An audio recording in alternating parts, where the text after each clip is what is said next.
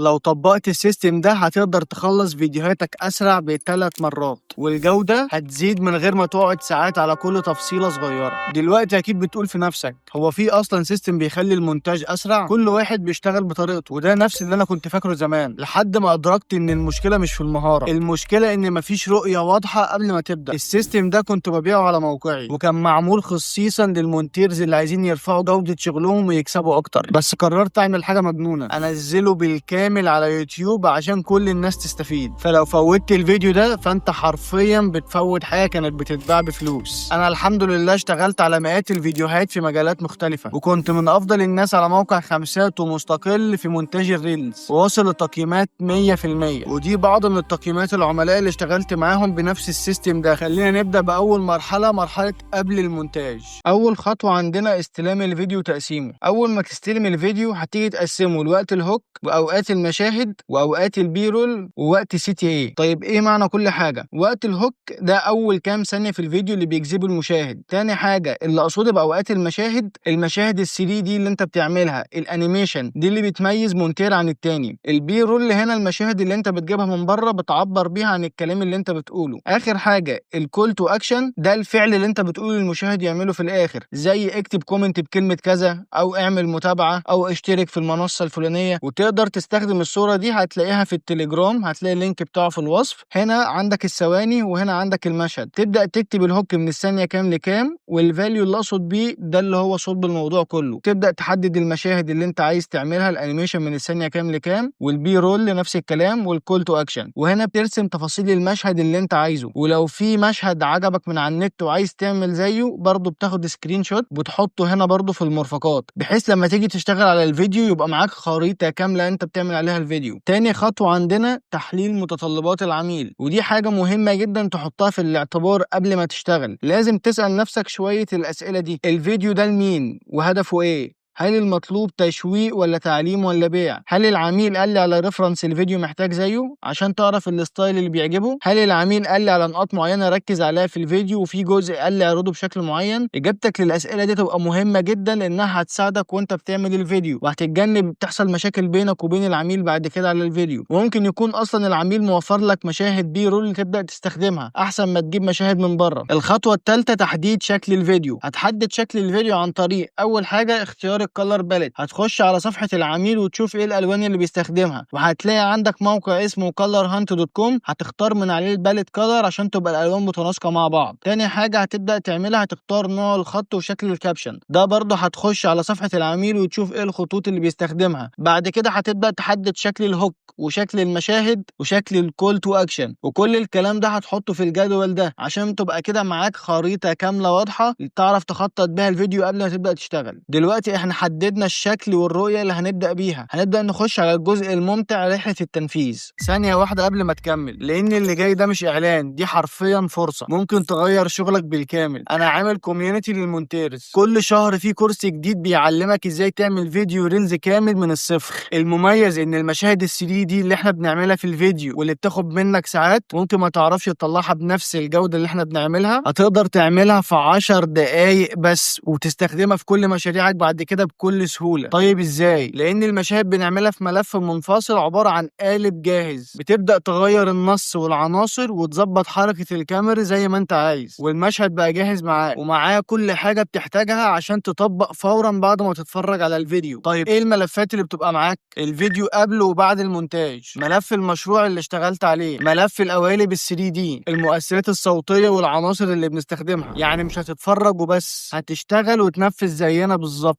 الفكرة انك مش داخل تاخد كورس، انت داخل تعيش تجربة كورس كامل مع ناس زيك ويشاركوا معاك رحلتك. عندنا جروب تليجرام بتشارك فيه شغلك، واي مشكلة بتواجهها هتلاقي ناس تساعدك. وكمان كل شهر بنجمع الاسئلة وبنرد عليها في فيديو لايف او فيديو مسجل، عشان تضمن ان مفيش اي حاجة هتقف معاك. ولو دخلت الكوميونتي ومعرفتش تطلع مشاهد بنفس الجودة اللي احنا بنطبقها، هرجع لك فلوسك كاملة بدون نقاش، ولعدد محدود جدا هتاخد 2 بونص حصريين. ملف كان بيشرح شرح ازاي تكتب بروبوزال احترافي كنت بستخدمه في موقع مستقل وكان بيجيب لي عملاء كتير جدا، وملف التاني بيعلمك ازاي تعمل ساوند ديزاين احترافي. دلوقتي السعر عليه خصم العدد محدود جدا، وصدقني هو ارخص من تمن وجبه، بس الفرق ان الوجبه هتخلص معاك في ربع ساعه، والسيستم ده هيفضل يطور مستواك طول عمرك. كل مشهد هتبدا تعمله بعد كده هتحس انك ادق واسرع واعلى مستوى. الرابط تحت الفيديو مستنيك هناك. المرحله الثانيه، في المرحله دي الهدف مش بس تمنتج بسرعه، لكن تمنتج بنظام يخليك تعرف انت فين وتخلص كل حاجه بترتيب واضح. اول خطوه عندنا التلوين. في التلوين انا هسيب لك فيديو في الاي اللي فوق ده، اسهل وابسط طريقه تعرف تلون بيها فيديوهاتك وتطلعها بشكل احترافي. تاني خطوه عندنا الصوت. بالنسبه للصوت انا بستخدم موقع aphonic.com، بستخدمه في تحسين الصوت. طيب ازاي بعمله؟ اول حاجه بخش على الفيديو اللي انا عايز ابدا اشتغل عليه، بدوس على كنترول ام واصدر الفيديو. بعد كده عند كلمه فيديو دي بقفلها وبخلي بس معايا الاوديو. بعد كده بروح جاي دايس اكسبورت. بعد كده بجيب الملف واحطه في موقع aphonic.com. بعد كده بتبدا تدوس ستارت برودكشن، وفي خلال ثواني حسن الصوت اللي احنا بنستخدمه. بعد كده الخطوه ثالثه والرابعه النورمال كات والجي كات. النورمال كات انك تقطع الفيديو بالطريقه العاديه بتاعتنا. بتيجي عند الجزء اللي فيه فراغ وبتجيب الرايزر تول او بتدوس على حرف سي وبتبدا تحدد اول الجزء من هنا، وبتيجي عند اخر حته اللي فيها السكوت وبتدوس على حرف الكيو هيبدا يشيلها معاك. طيب ايه الجي كات؟ الجي كات دي اهم حاجه، دي اللي بتخلي ان الفيديو تحسه سلس وعايم في بعضه. طيب هتعملها ازاي؟ هتدوس على الت وتفضل دايس دوسه مطوله، بعد كده هتدوس على التراك اللي فوق، بعد كده هتسحبه سنه صغيره، بعد كده بتمسك التراك وبتنزله تحت وبتدخله في التراك اللي جنبيه.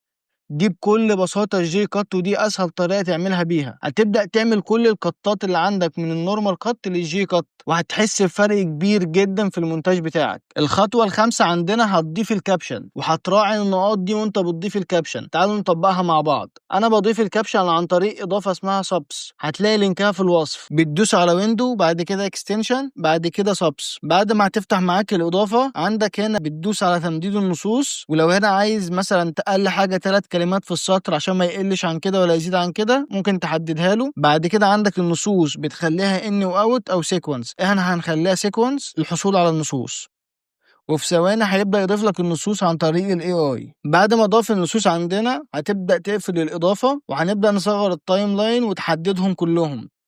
بعد كده هتخش على قائمة بروبرتيز، بعد كده هتنزل وهتخش عند قائمة تكست وهتبدأ تحدد الفونت اللي انت هتستخدمه. بعد كده هتنزل تحت وهتيجي عند الفونت سايز وهتبدأ تكبره بالشكل اللي يكون مناسب معاك. بعد كده هتنزل وهتيجي عند قائمة شادو وهتقفلها، لان احنا بنعمل الافكتات والحاجة جوه على البرنامج على افتر افكت. بعد كده اخر حاجة عندنا بتخش عند جرافيك اند تايتل وبتيجي عند ابجريد كابشن تو جرافيك وتدوس عليها.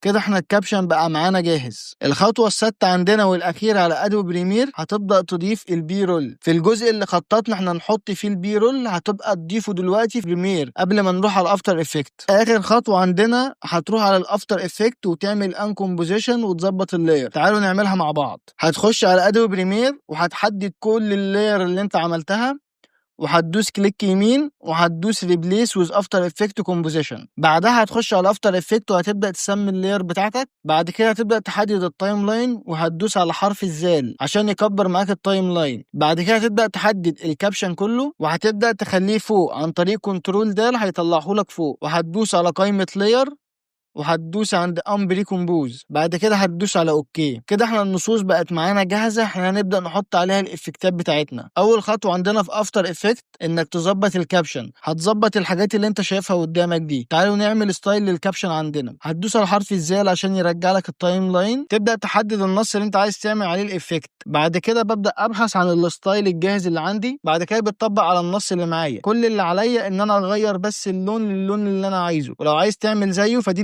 الافكتات اللي انا مستخدمها.